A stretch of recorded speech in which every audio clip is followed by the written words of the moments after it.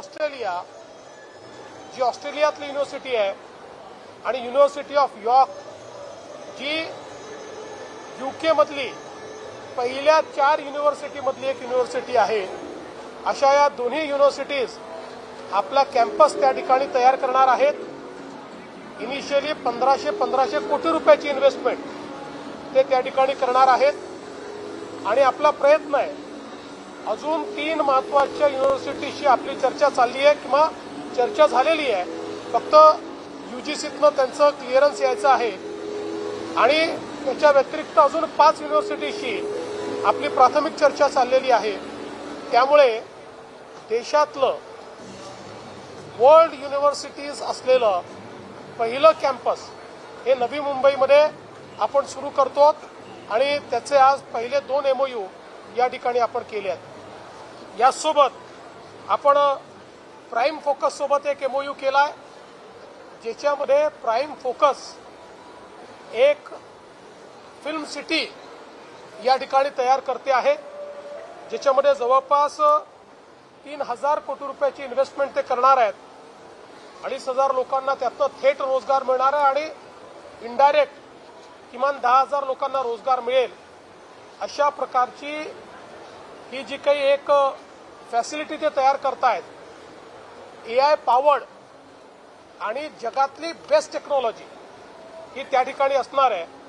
त्यामुळे प्रोडक्शन किंवा film shooting किंवा अलीकडच्या काळामध्ये आपल्याला माहिती आहे, आपण इथे देखील लावून ठेवलेलं आहे की कुठेही शूटिंग करून कुठलाही सीन दाखवता येतो, अशी आता टेक्नॉलॉजी. या सगळ्या टेक्नॉलॉजीज म्हणजे जगातली जी सगळ्यात एक्सपेन्सिव्ह आणि टेक्नॉलॉजिकली सगळ्यात अहेड पुढची जी कुठली फिल्म आहे, ती फिल्म देखील या ठिकाणी शूट करता येईल इतकं ॲडव्हान्स अशा प्रकारचा स्टुडिओ हा प्राईम फोकस तयार करत आहे. आणि यासोबत अजून एक असाच MOU आपला गोदरेज सोबत झालेला आहे, जे एक त्यांची स्वतंत्र फिल्म सिटी पनवेलला तयार करत आहेत.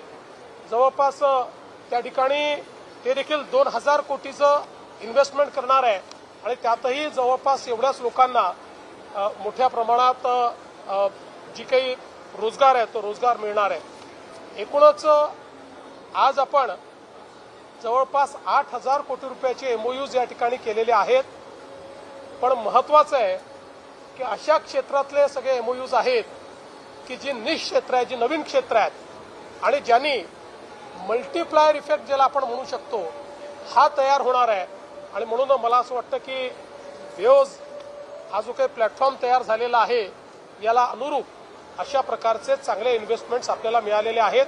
याच्या व्यतिरिक्त अनेक लोकांशी या निमित्ताने चर्चा झालेल्या आहेत, ज्या पुढच्या काळामध्ये फलदायी झालेल्या आपल्याला पाहायला मिळतील.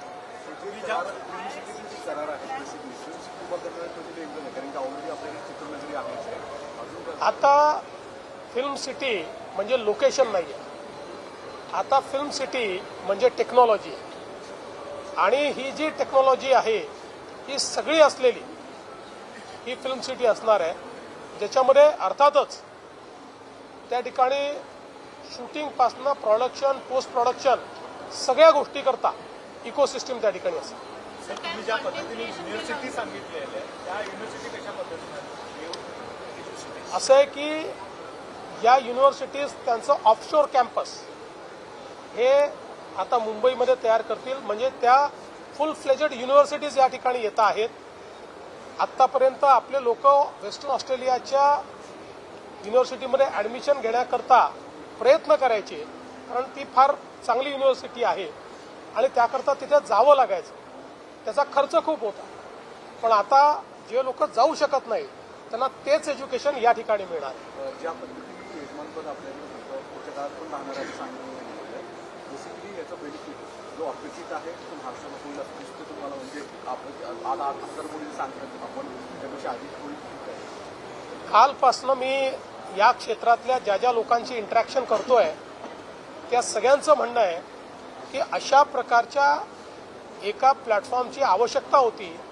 कारण आज फास्टेस्ट ग्रोईंग इकॉनॉमी जर कुठली असेल तर ती ही AVGCची जी इकॉनॉमी आहे ही फास्टेस्ट ग्रोईंग इकॉनॉमी आहे. सर्वात जास्त रोजगाराची संधी या इकोसिस्टमने तयार होते आहे आणि याच्यामध्ये पहिल्यांदा भारताला लीड करण्याची संधी आहे. कारण कंटेंट क्रिएटर्स असतील ते सगळ्यात जास्त आपल्याकडे आहेत, कंटेंटचं कन्झम्पशन असेल ते आपल्याकडे सगळ्यात जास्त आहे आणि म्हणून त्याच्यामध्ये लीड घेणं हे अत्यंत महत्त्वाचं आहे.